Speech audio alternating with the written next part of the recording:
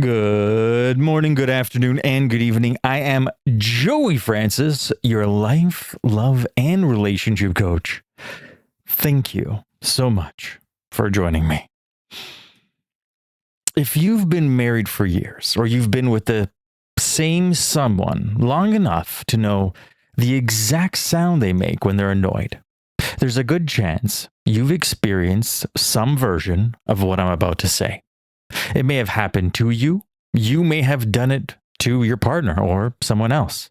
And if we're being honest, both most likely are true because nobody gets through a long-term relationship as the perfect innocent angel.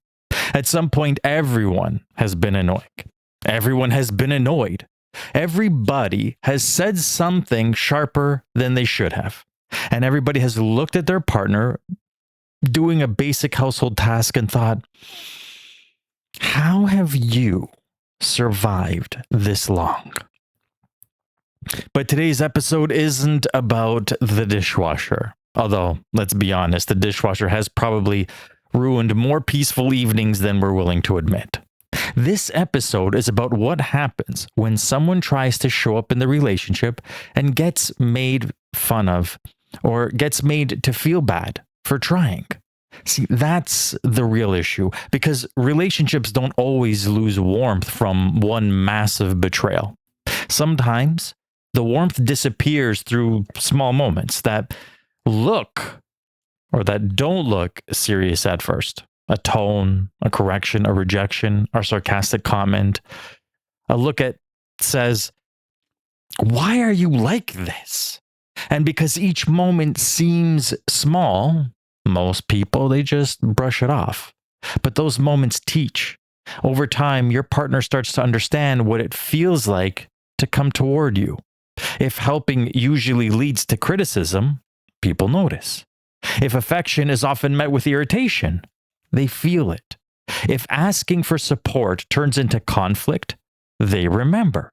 And eventually, they adjust. And see, that is when the relationship begins to change. It may not happen dramatically. The change can be quiet. It could be something simple, less joking around, less touching, less effort, more silence, more logistics, more of that roommate energy. The house may still function. The bills still get paid. Life still looks normal from the outside. But inside the relationship, something starts to feel cold. And then people act confusedly. Later, when the relationship feels cold, people start asking, what changed? The affection faded. The help disappeared. Conversations became flat. The person who used to reach for them started keeping more distance. And sometimes the answer is uncomfortable. They stopped reaching because reaching started to hurt. Let me give you an everyday type of example. Imagine someone trying to help around the house. They're folding laundry, cleaning the kitchen, cooking dinner, putting things away, or fixing something that has been sitting broken for weeks. Well, everyone else in the house pretended it's not there. See, they're trying to be useful. Then their partner walks in and immediately starts correcting. Why are you doing it like that? Hold on a second. That doesn't go there. No. That's wrong. You know what? Just stop. I'll do it myself. Now, one correction isn't the end of the world. People have different ways of doing things. Some people fold towels like normal human beings. Some people fold towels like they're preparing a display at a spa. Some people load a dishwasher with strategy. And other people, they load it like the plates personally offended them. Fine.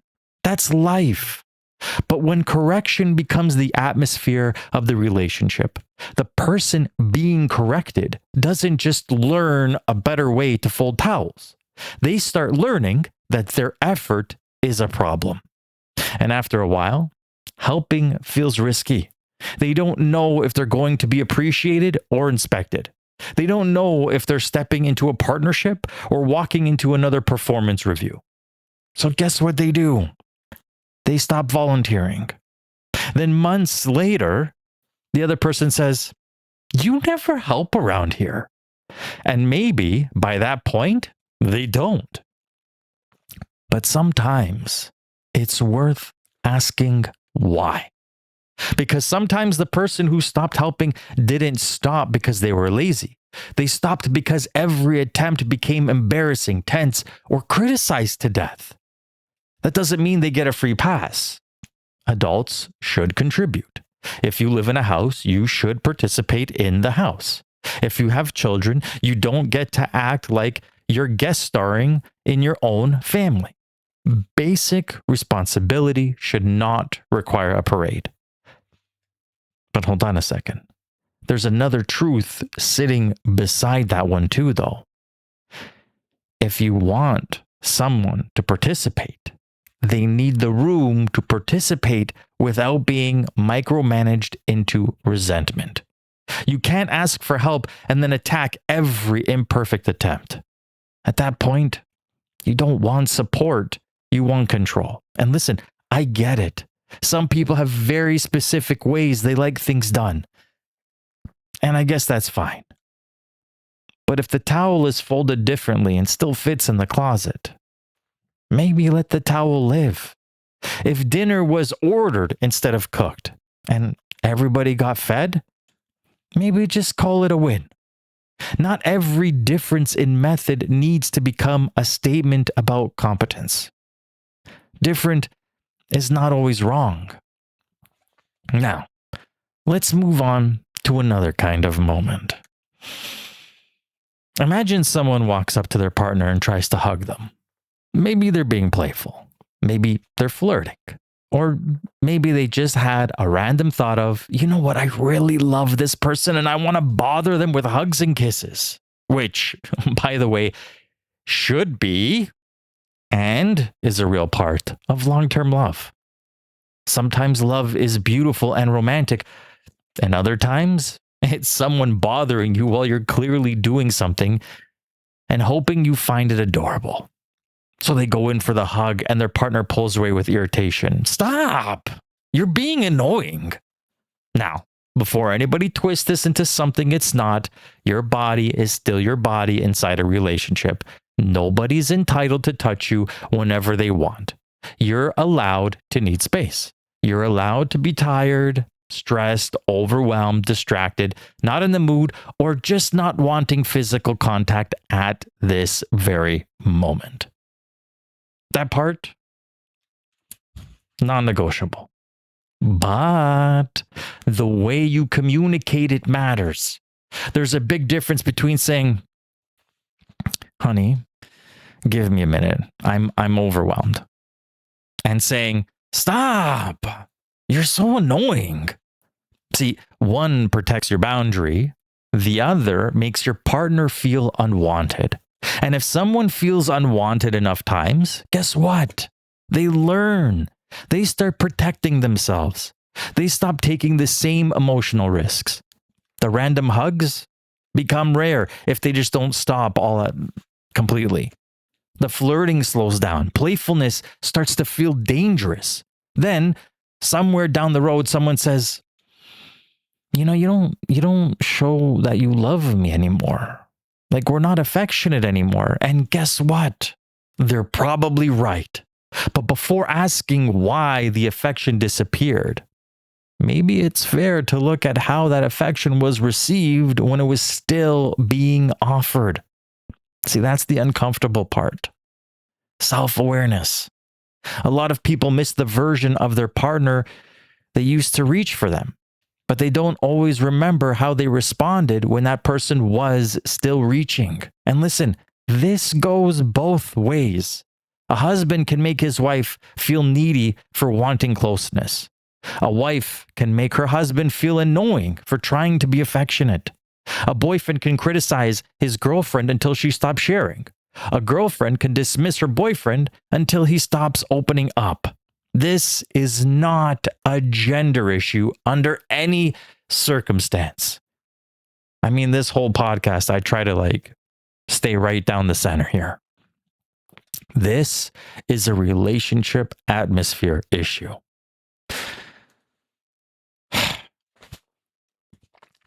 What does it feel like to come toward you? Because that's the question.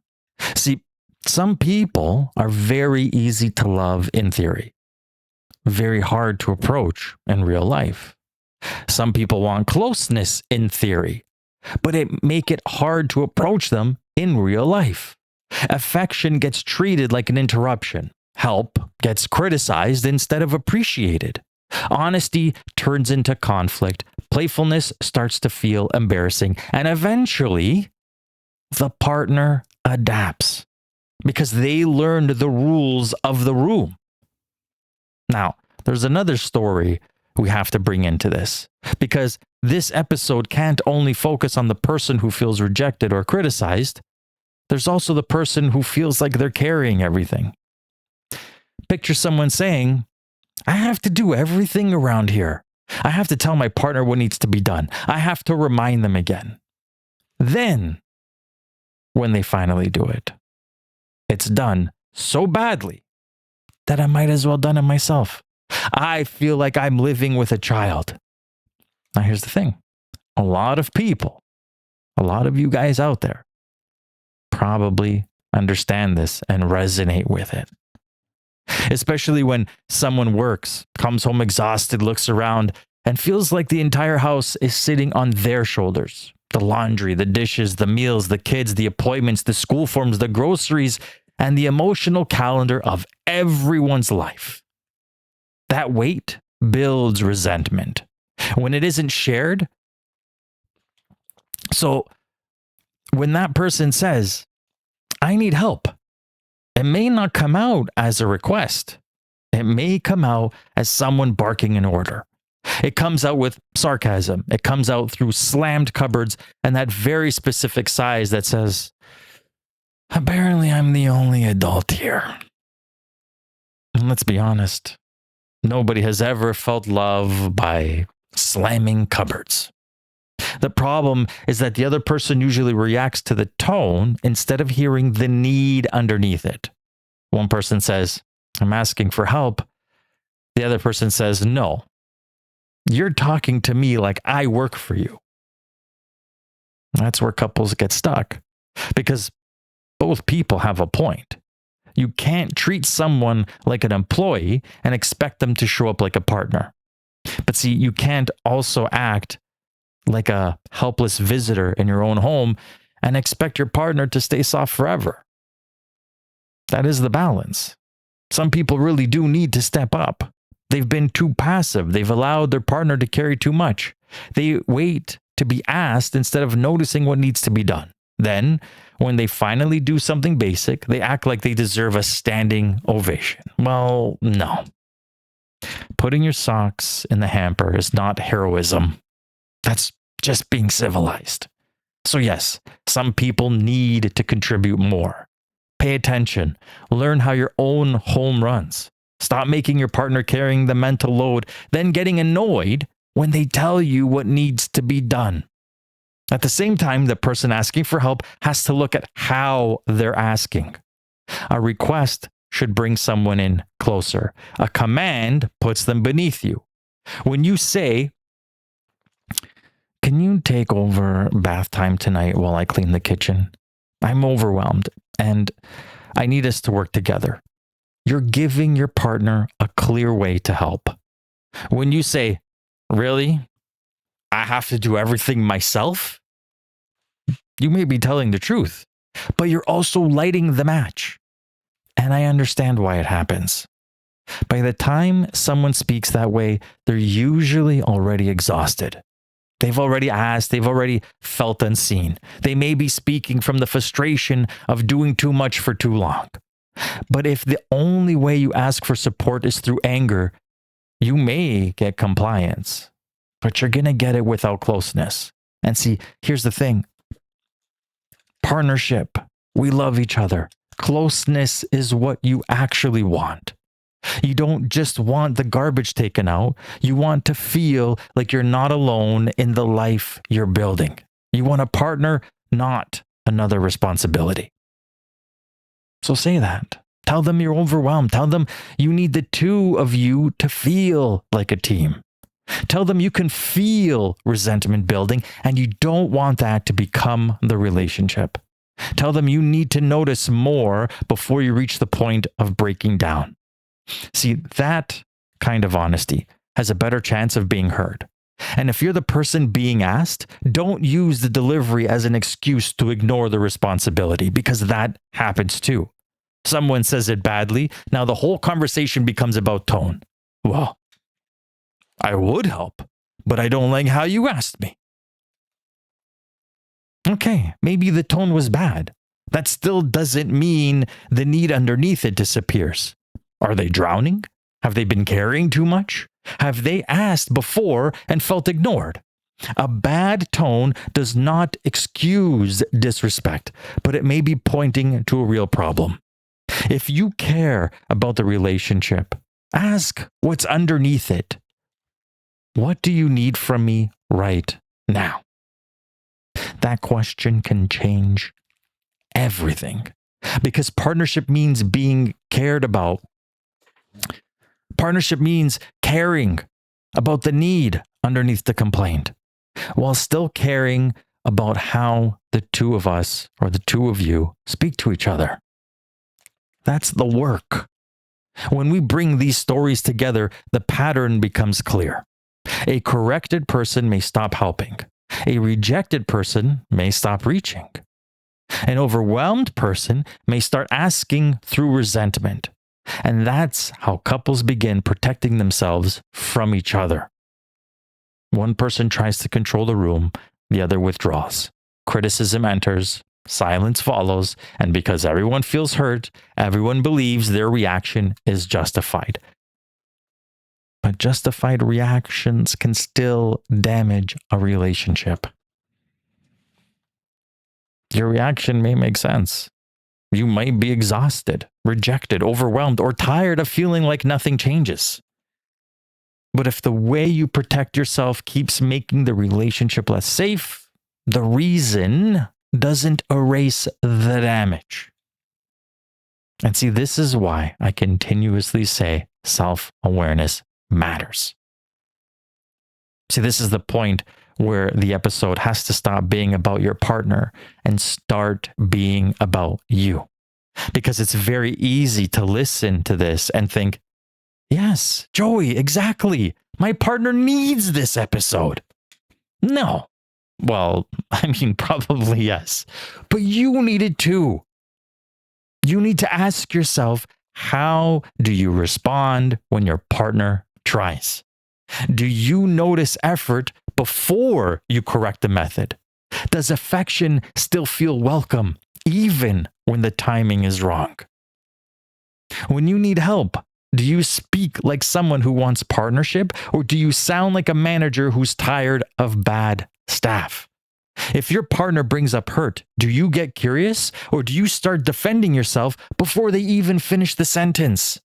And when you're overwhelmed, are you explaining the need or attacking the person for not already knowing it? That's where the work begins. Most people, they don't think they're rejecting their partner. They think they're stressed, busy, overwhelmed, honest, or simply right. And sometimes you are. But being right doesn't automatically mean you're being loving. That's where couples start to lose each other. They fight to be right and forget to be connected. If you're the person who feels pushed away, corrected, or rejected, you have to say something. Silence may feel safer, but it isn't repair. Withdrawing protects you from embarrassment in the short term.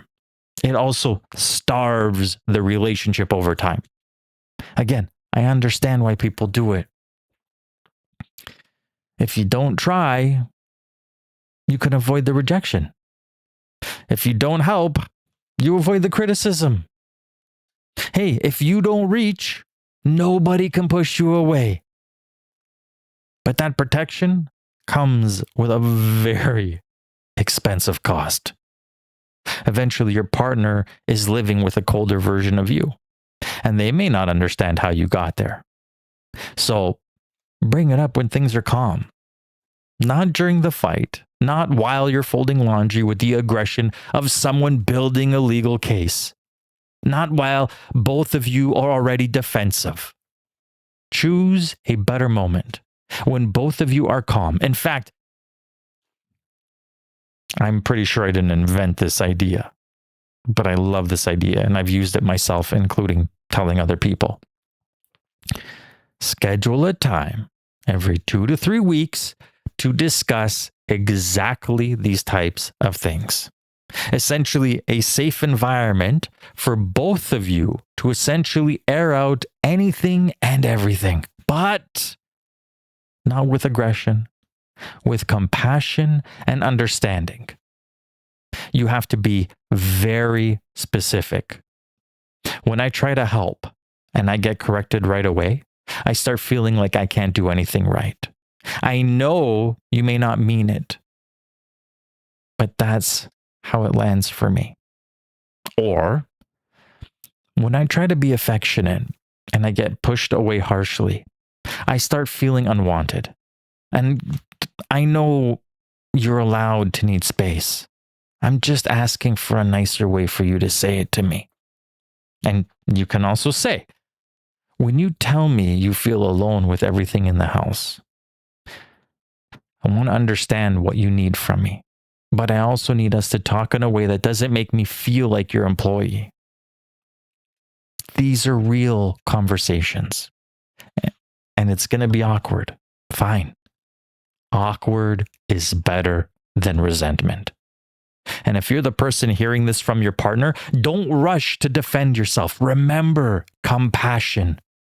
This isn't easy for most people. The ego loves a courtroom. It wants evidence, dates, examples, screenshots, and a closing argument. But your partner is not asking to admit guilt. They're giving you access to their experience.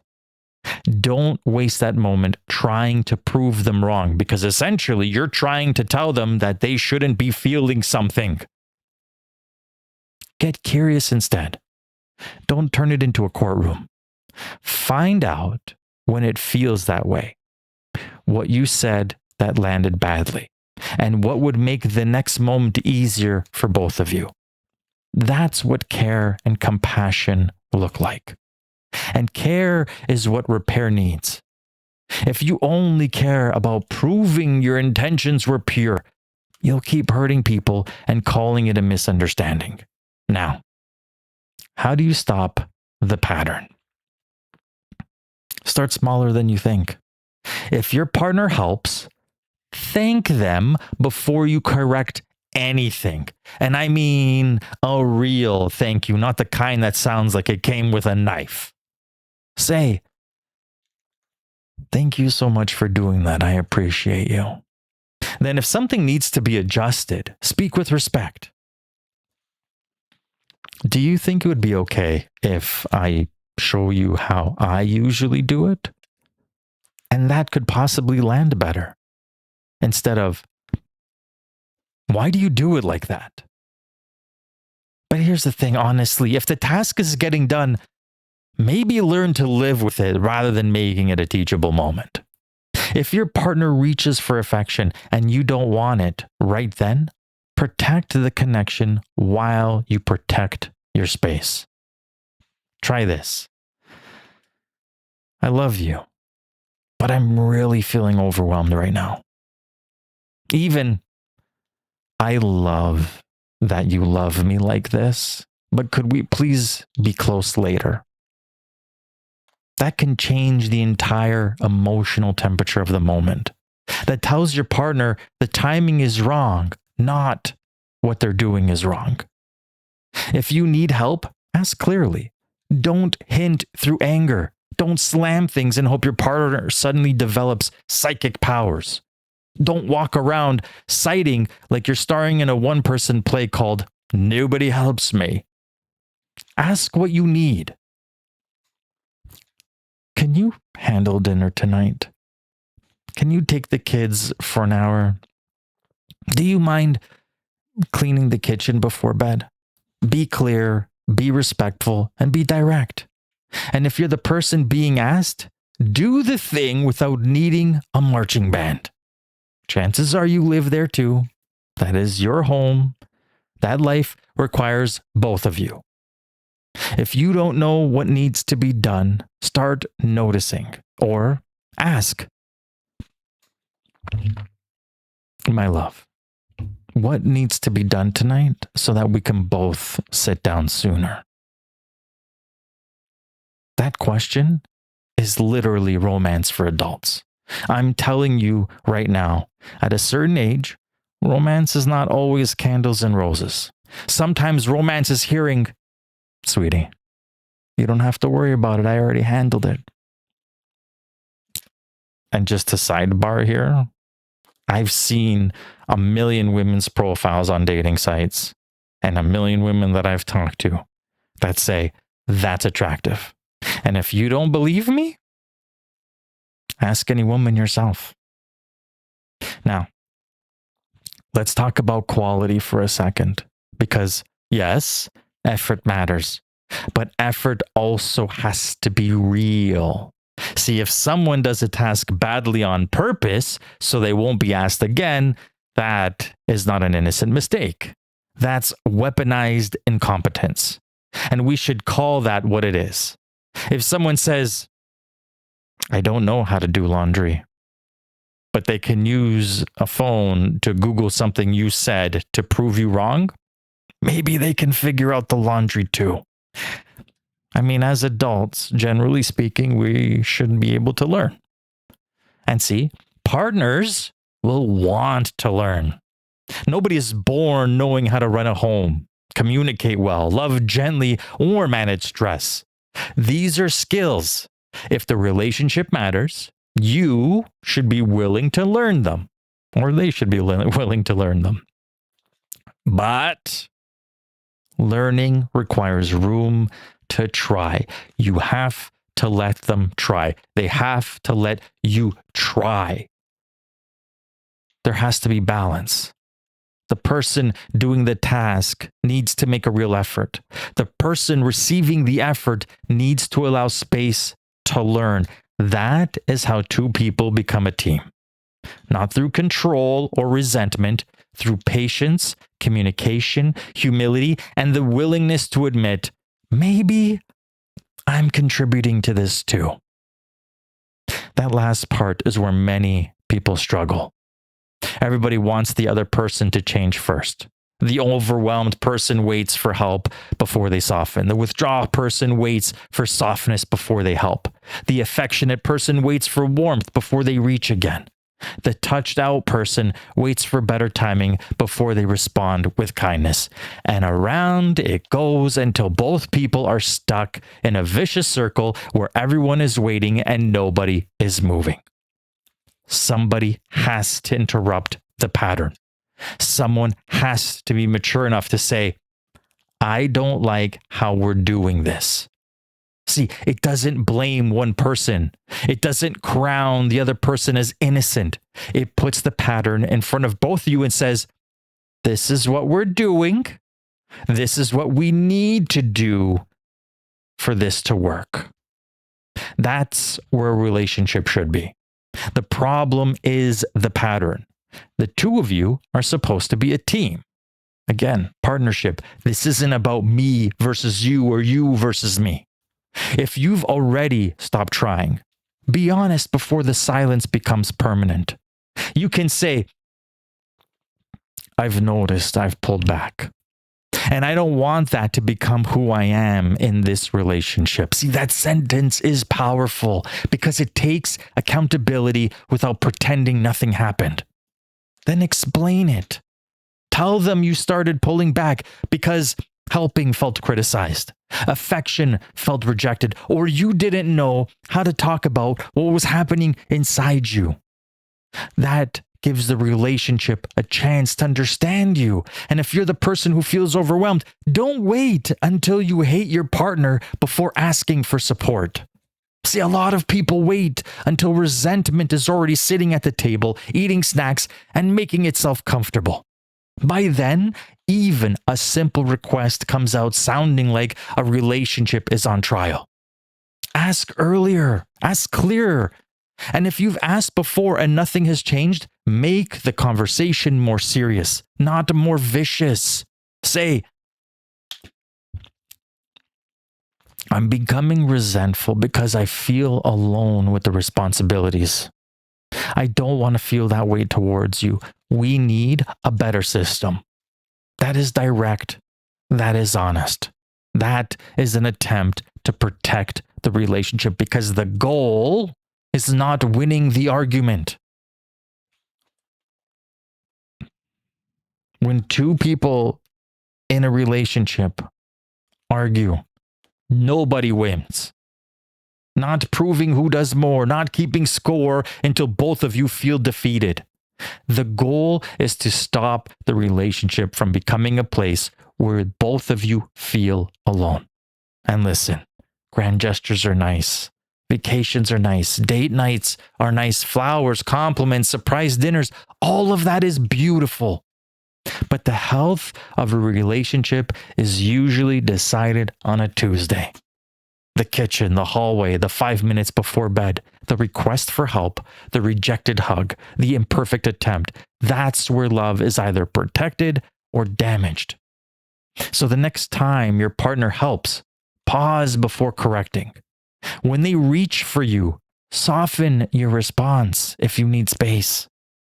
If you need support, ask before resentment takes over.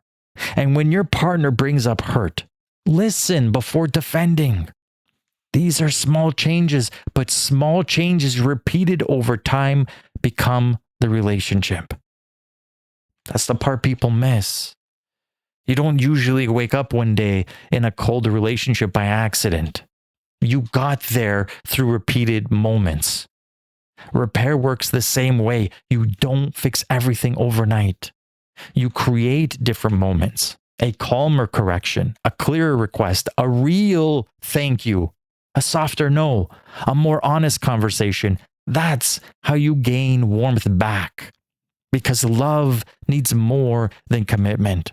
Love needs an environment where people can keep coming towards each other without feeling punished for doing it. And that's the point I want to leave you with.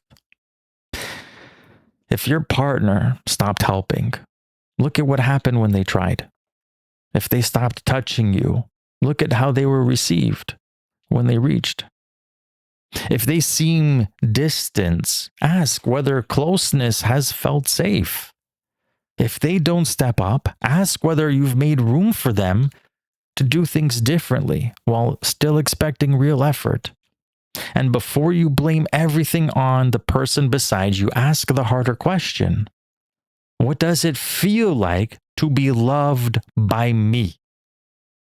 That question should humble you a little bit if you let it. That question may also potentially save your relationship. Because sometimes the person you love doesn't need another lecture. They don't need another sarcastic comment. They don't need to be treated like a child. And they don't need to feel needy for wanting affection. They need to feel like trying with you is safe.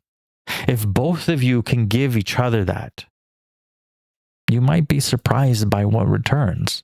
The help, affection, playfulness, teamwork, and warmth can all come back when people stop feeling punished for reaching. So, if this episode made you think of your partner,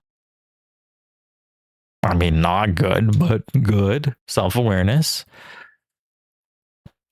but make sure it also makes you think of yourself. Because the relationship you have is not only shaped by how your partner loves you, it's also shaped by what it feels like to love you. And that is worth thinking about. Thank you so much for being here. I can't express how grateful I am for you. And I truly hope that this podcast, these episodes, my thoughts and beliefs help you. And if they can help you and you want to reach out to me, you can go to joeyfrancis.com. That's JOEYFRANCESS.com. And there you can check out my book, send me a message, or reach out if you have a story, a question, or something you want to talk to me about. And before I go, I want you to remember this. Before you ask why they stopped showing up, ask yourself what happened the last time they did. Until next time.